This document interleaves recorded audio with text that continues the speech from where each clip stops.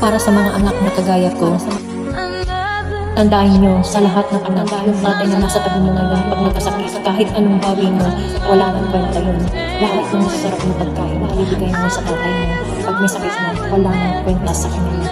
Hindi na niya malalasahan yung lahat ng mamahal kainan na pagdadaan mo sa kanya. Pag may sakit na tatay mo, wala nang kwenta sa kanya yun.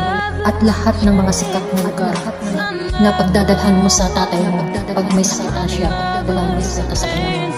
Kasi nga, totoo yung tatay mo na akala mo ang lakas-lakas, pwedeng ang dami palang nakatawang sakit sa mga anak.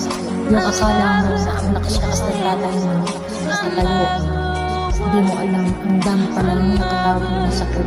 Yung tatay na akala mo okay, marami na palang iniilang sakit at tinatago lang sa'yo para hindi maging pabigat sa mga Sa mga anak na kagaya ko, mahalin natin mga anak na sobra-sobra.